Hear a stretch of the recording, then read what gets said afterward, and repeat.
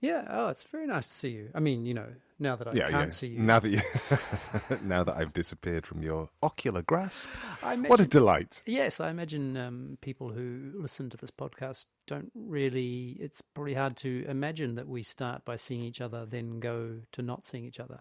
Or maybe that's Yeah, easy to understand. It's a bit weird. it's funny because when I listen back to us, it sounds like we're in the same room, which I always find slightly Unnerving. disconcerting, knowing that I'm not, or that we are not.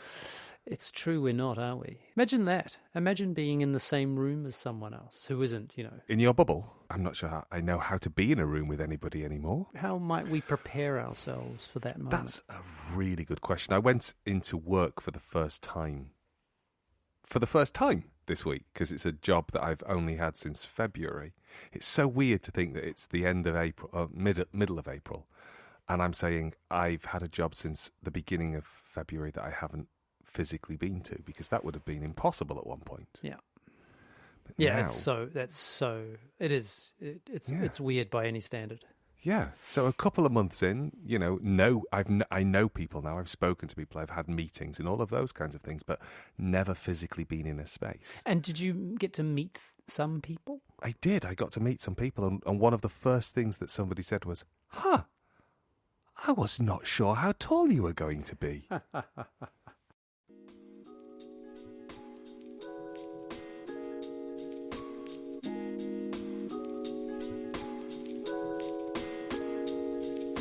This is a podcast in which two friends have serious conversations about silly things and silly conversations about serious things. I'm Simon Ellis. And I'm Lee Miller. Welcome to Midlifing.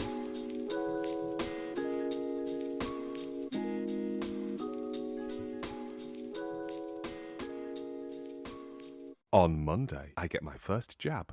Wow. And is it the blood clot one? I don't think I know. No, you turn up. You turn up, and then they say, Yeah. "This is what we've got." Did for you get the blood clot one? I did it. It was a remarkable piece of rebranding. They said today you're going to be receiving the Oxford vaccine. Ah. They dropped the whole AstraZeneca from the name. They didn't sort of go, cross your fingers, you've got a 1 in a million chance of No, dying. but the doctor, she did say, "Is that okay?" And then she said, "Not that you got any choice." Well, you do. You have the choice to walk away and refuse the vaccine. Yes, it's true. It's true. Would you have? Obviously, that's a stupid question because you didn't. You had it. What a ridiculous question to ask you. Would you have said no to something that you said yes to? Simon, No. explain. No, yes, explain. Yes. Well, what an interesting podcast that was. Yeah, no, not at all. I was, we were talking about this with Lil during the week, actually, that because of the, and two examples I've read about the Johnson & Johnson situation in the US where they've had 6 deaths out of effectively 1 in a million. Yeah. 6 and 6 million. And, the entire program was paused. I'm not sure if it's still been paused. In fact, at the time, I think certainly this morning there was a news story that the pause had rolled out across Europe as well. it's hard not to think of baby powder, isn't it? Johnson & Johnson. Yeah. That's what we're having injected into us. Yes. No wonder it clots. But no, there was.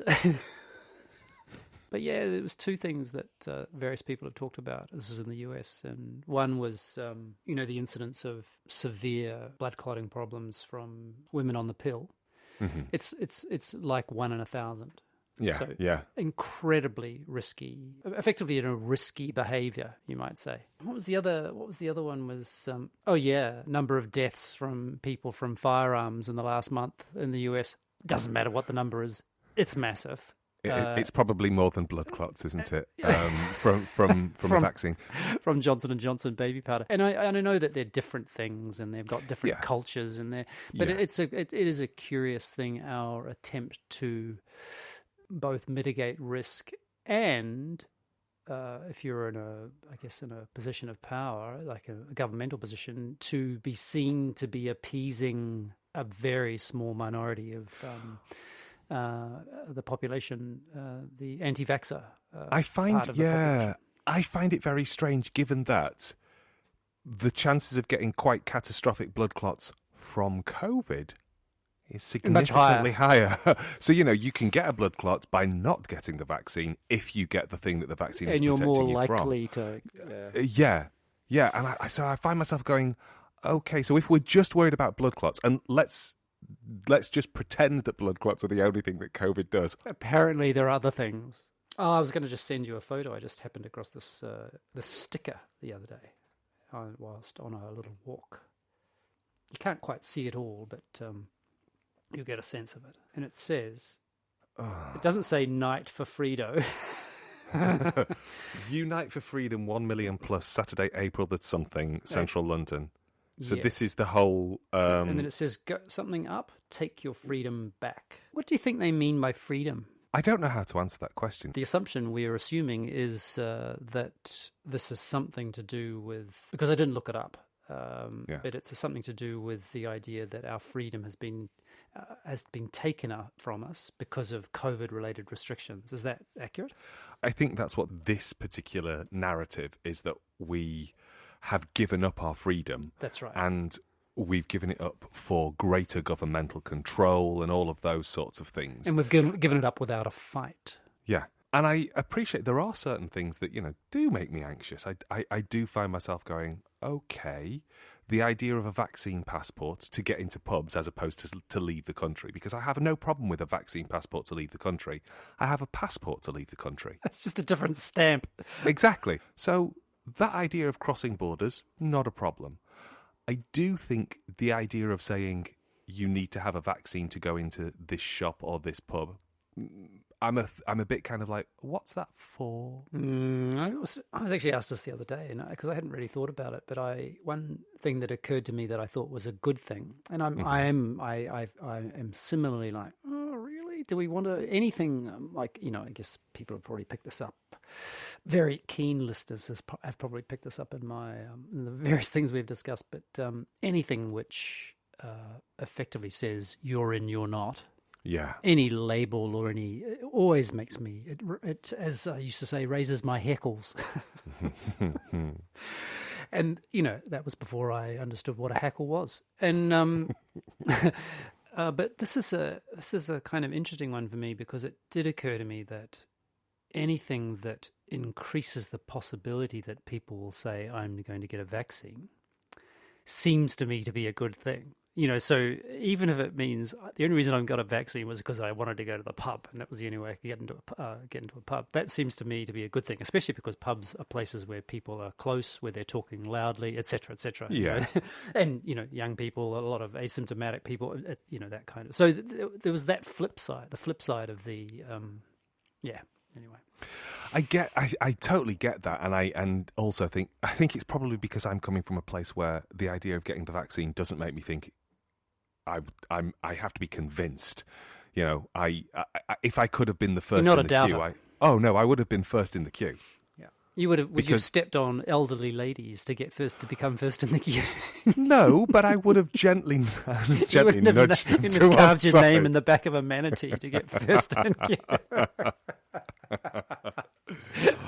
Miller, I saw it on YouTube. I would have kept, all of my responses in line with the level of appropriate. I'm sure. No, there would be no carving. There would be no jostling of the elderly ladies. Tramping. But I'm not going into the kind of vaccination with trepidation, because I've been vaccinated for lots of things during my life unproblematically, in the sense that I didn't think about it because it was just what happened. And I live next door to a former home office pathologist. So his particular area of expertise, his particular area of expertise was plane crashes. Oh, yeah, you can imagine that's stories. Oh yeah. We should try we should get them on as a guest. No, because we don't want to have those stories, because I will literally never leave the house again when he starts to talk about what the body can experience. I mean, it's dead, but yeah, it's very... No, wow. I'm good. Wow. But we have conversations over the garden fence about the importance of vaccination, not for you as an individual, but for your responsibility to wider society. And so that's why I'm keen, because I want to play my part. Yeah, it's so simple, isn't it? But at the same time, I get that there might be a kind of a disparate uptake, and I don't really want to become one of those people who says, oh, then in that case you just don't get to go somewhere. If there is deep-seated societal reasons why there's an anxiety and a genuine literal lack of trust to stop people. Yeah, but it's also the lack of trust that various communities might have about embracing particular pharmacological sort of things. You kind of go, oh, I can't possibly understand that. I can't understand that anxiety as the privileged. So I'm not going to stand there going, well, they don't get to go out, because then it's like, okay. So that's a problem. And also I think that stick and carrot, it's coercive, isn't it? In a way that makes me a bit anxious. And I'm conflicted about all of these feelings as well, because I want everybody to get their vaccination. Yeah, I'm with you. I feel the same. I listened to a couple of podcasts where they go, I don't really know about this, and here I am going to talk about it anyway. And but I haven't done a lot of thinking or indeed reading about the rationale behind the possibility, the rationale behind the possibility of a vaccination certificate. I feel that I've probably done at least as much research as the people who've printed out those stickers and stuck them on a lamppost near where you live. That is just an interesting assumption. I did when I got my vaccination. They did say, when they gave me my little slip that said, AstraZeneca, actually Oxford. They did say this is not an official document. Yeah, just to be clear. Yeah. Just to be clear. But yeah, so the sticker, not as much research of these people. So what do you think, to go back to that question about what is the freedom that they're worried that's been removed? And do you feel less free? Have you felt less free? Yes, of course I have felt less free, because I can't just live my life with impunity. I can't just do whatever I want to do. I can't jump on a plane. I can't jump on a train. I can't run into a shop without making sure that I've done certain things, like remember to pick up my mask or all of those sorts of things. But these are not freedoms that make me feel like something is being curtailed. It's kind of like I'm just having to relearn stuff.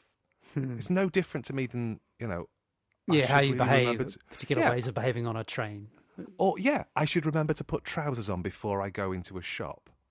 That seems like a sensible idea. Let's cover up my balls. Okay, good. You learn that really early on, don't you? So it's not something that you have to second... Some later than others, dearly. But you don't have to second guess it. It's normalised. And so I find it weird that people bridle against the idea of sticking a mask on or, all of that sort of stuff. A friend of ours visiting, Italian, but she lives in Paris, and visiting London, and we're just sitting on the train, and she just said, look at all these signs. Where's your autonomy? And it's just that takes that lovely thing, isn't it, when you have someone from outside of a place to breathe the air slightly differently.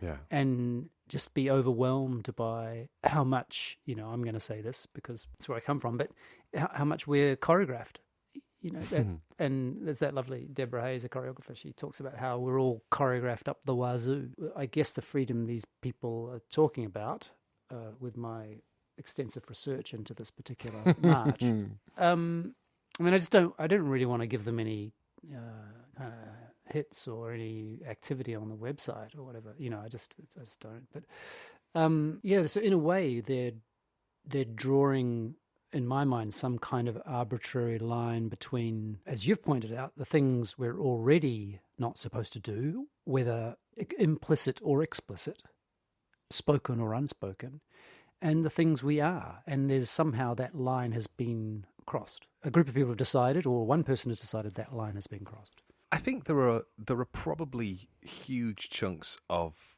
society who feel that that things have been done to them in a really unfair way. A lot of small business owners who are self-employed and haven't been taken care of by this government, who have, used rampant greed as a strategy, and even then Johnson saying, it was greed that got the vaccine made so quickly, despite the fact that it's 93% funded by public money. It's just mind-boggling, isn't it? That is just so offensively wrong to say that greed... No.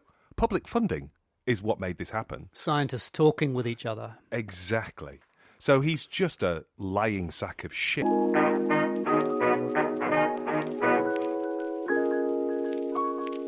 Lee Miller. So just It's so freeing. No, I'm just trying to think about how, because you've just said something which is definitely going to be cut out, and I'm hoping that you'll include this a little bit.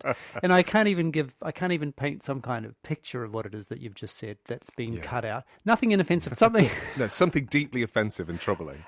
And you know, certainly if you were Inciting violence. you were, and if this conversation were being monitored, can't imagine that being possible.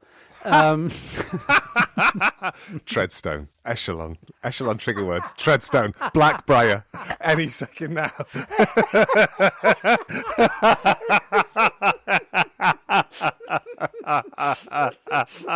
I hope that means Matt Damon's going to come waltzing through my door, because he's not too shabby, that guy. Well, I would be quite fine with any any of those people who are in the much maligned and cancelled too soon Amazon Prime series Treadstone, which only lasted for 10 episodes, but I strongly encourage everybody to watch. It's very good. I actually went to start watching it and then just didn't quite make it past the first. I can't remember why. Maybe I just forgot that I was going to watch it. Just commit to it. Me and Bob sat through it and we got to the last episode and then found out it had been cancelled. I went, but what happens to everybody? And just how does this end? It should be clear for all our our long-term listeners that when the show's cancelled, it's different from cancel culture. Yes. Yeah. Although, is it? Discuss. But not here. So you were just I was trying to cover your ass because you'd just gone off on one, and I was trying to find a nice way to get the edit to help you with your edit. Thanks. That was really kind of you. So, but is it is something? I guess my thought was, to repeat, is that it's arbitrary, isn't it? Oh, it is. It is so arbitrary that kind of question about where our freedoms start and stop. But it did. The sticker did, which will be in the show notes, assuming this makes the cut. I love how you say that, like you think I'm just going around cutting out all the interesting things that you say. I never. It's really in a hard to really self-serving there have manner. Been quite a lot of things that I thought that's bloody interesting, and they've never happened. And weeks later, I think, hey, the little prick, he cut that bit out. That was one of my favourite moments. That's when I thought I was sort of peaking. I was at my optimum. Yeah. My podcasting optimum. Yeah. I sit outside of that sense of ego, so I'm just able to see the truth of all our conversations. Yes. But to go to the thing that you just said about Deborah Haying being choreographed up the wazoo. Yeah. Which I think is a direct quote rather than a paraphrase, right? I think it is a direct quote. I've tried to track down the original... I love that. Yes. I might have just heard it. Might have been a personal communication. Yeah. Well, I was thinking about something I read, and this won't be in the show notes, as I can't remember where I read it. But it was... or I could spend all of Monday night trying to figure out where it came from. But it was either a UK or a US expat who moved to Germany. And they went on a hike with their German friends. And they were walking... basically along a cliff edge. And this person said, oh, there's no signage that says what a steep drop this is. And their German friend turned around and went, why would there need to be signage? It's quite clear that it's a steep drop. It's like, but what happens if you fall off it? The sign doesn't stop you falling off it. It's the fact that it's a steep drop will stop you falling off it. So there's that sense, I understand what your Italian friend means when they say, where's the autonomy? Yeah, because in a way, the signs, they absolve us. Yeah, yeah. They absolve us from taking responsibility. And is that what the stickers are saying? And I don't think they are. Are the stickers saying... Let's remove let's remove the road signs in London. Well, no, I was thinking, let's stop telling us that we've got to lock ourselves up and let's all take collective responsibility and try to behave like adults and go, okay, so I'm only going to go out when I need to go out, but let's not lock down the economy in this way. Instead, let's think about how we can deal with something proportionately and just think, okay, I don't need to go out here. I can you would like to pretend that there's a world Oh. where that's the reason that freedom is being curtailed, because somebody wants to have a very rational position where they say, okay, Let's take responsibility. let's behave appropriately, guys. It's funny, isn't it? My total assumption, I think it's based on the font, totally the font and the hashtag, that this is not what they're thinking. It is weird, isn't it? Our assumption has been and I mean, I don't really want to be proved right or anything. I couldn't care less about that, but it is curious that there's something, I guess, to have known and to experience enough of the conversations that have gone on in the last year to just assume that they're saying, we want our freedom back. How dare you? Yeah. Yeah. We feel like dancing on the precipice of some more uzzing and themming, don't we? So I think we should probably gently beep, beep, beep. It's me reversing. I know. I knew exactly what it was. Oh, good. I'm so glad. Because I wasn't. And also, I'm still on that walk in Germany, and I don't want to fall off the cliff. Do you know there was this is changing the subject. Should I change the subject? Do it. Change it. Yeah, because I've been doing this little thing with a video camera for the last couple of months. This is going to sound pretty strange, where I throw it in the air and catch it. Oh, and it's quite good fun. And I was, I think the very first day I did it, because I'd been thinking about doing it for a long time, and I thought, bugger this, I'm going to get out there and have a go. And I had this idea that I would throw the thing in the air, and then I'd be able to do a whole lot, like physically, before catching it. It's remarkable how quickly it comes back. I was I was a little bit surprised at how little I could do in between throwing the camera up and catching it. And so Lil said, you should make a parachute. I love that. And this week I made a parachute for my camera, like one of those old soldier. Yeah. I have exactly where you have to scrunch it all up in order to and then throw it up in the air, and then it. Oh, exactly. I loved them. I made it out of a plastic bag, and the most beautiful thing I've ever seen. There's lots of little YouTube videos about how to make parachutes, as you can imagine. Although it was a little bit tricky because you have to put 6 holes in your circle of plastic, and it was a bit tricky figuring out how to do 60 degrees from the center. So you don't keep a protractor around the house? No, we don't. I think a protractor, long ago, I released my protractors back into the wild a long, long time ago. Did you ever use a set square for anything other than throwing it into the ground? What did you call it? A set square. So you've got the protractor is the round one, and then you've got the set square, which is the triangular one, and they're quite sharp. And we just used to throw them into the ground like I was quite into technical drawing when I was at. Were you? Yeah, I loved that stuff. I loved it. Yeah. It was in those cases they came, those felt-lined cases they came in, all the compasses. Listen to you, fancy pants. Mine came in a little bit of plastic. It was a Helix one. Yeah, plastic probably we hadn't got plastic at that stage in New Zealand. Of course, yeah. A little bit late to the rodeo. Anyway, 60 degrees, tricky, and this guy on YouTube.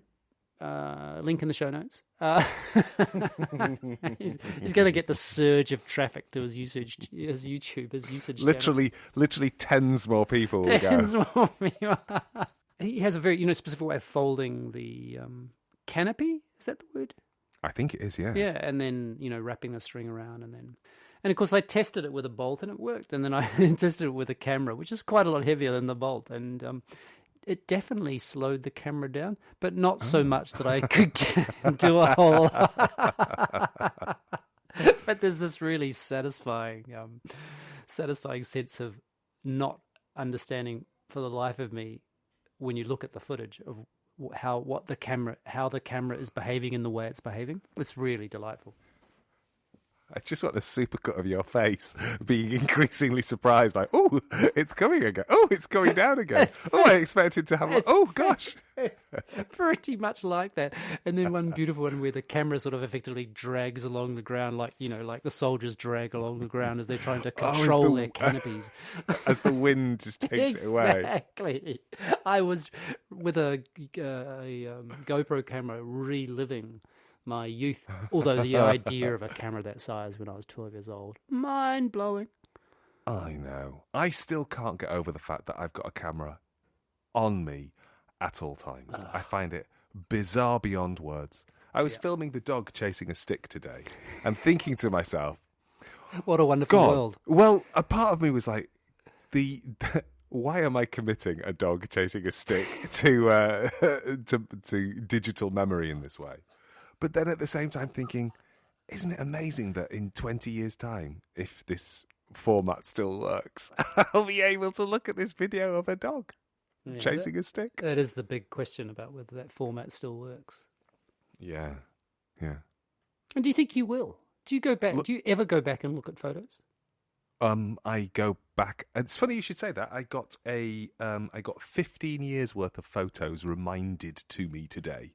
Reminded.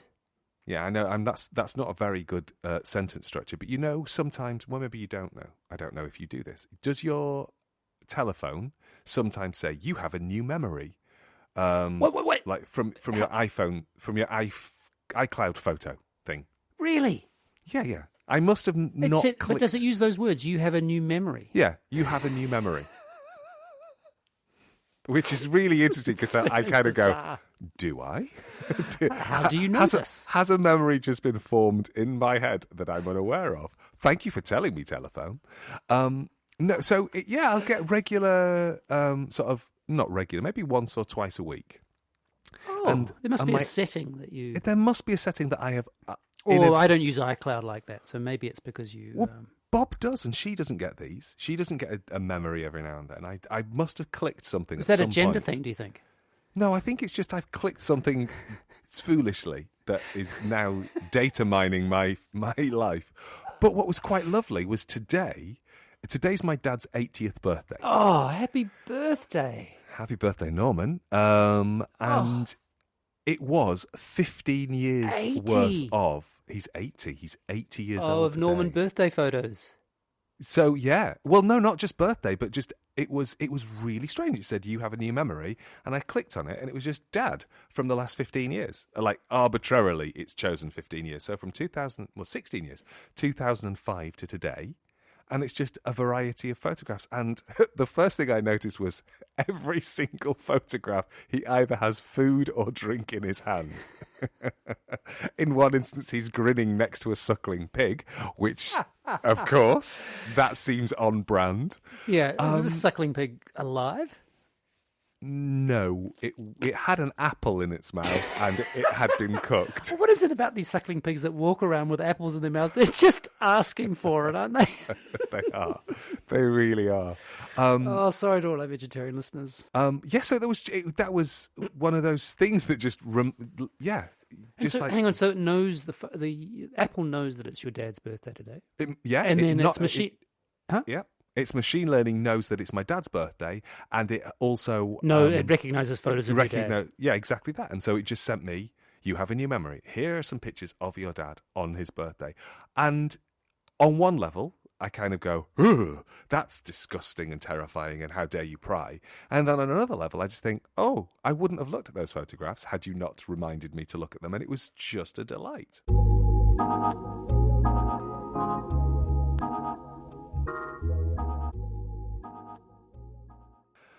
Whose turn was it to propose a... I don't know whose turn it was. Are we abandoning the idea of a theme, a topic? We've gone from almost zero planning to actually, or as some might say, literally zero planning. It does remind me, I just had a message from a long-time listener, and they said that they had been on a bit of a road trip down to Miami, and on the way back with his dad...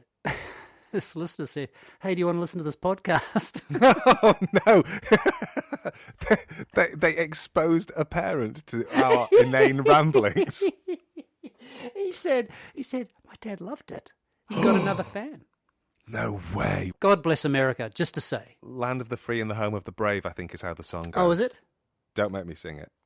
We had enough of me butchering songs last week. Is it home of the brave, home of the free? Land of the free and home of the brave. Like that. Oh, is it the national anthem? I don't know. Is that the Star Spangled Banner? The Star Spangled Banner? I don't know it well, except. Oh, sake and we seek. Oh, say, can you see by the dawn's early light? Is it? Can you see? Oh, say, can you see by the dawn's early light? Something, something, something. Twilight's last gleaming. Blah blah blah blah blah blah blah blah blah blah blah blah blah blah blah. And the home of the brave and the land of the free. Yep, nice. It is. They're the last. And it's not nearly as... so sorry that we just mangled somebody's national anthem. No, I'm Especially a country that actually puts, weight and faith in the importance of that song. Because obviously here we just go, oh, God, please don't play that dirge. Perhaps maybe that's a little bit of context for our North American listeners. That that in the UK... Australia's strange because they have that line, girt by sea, which... It's just...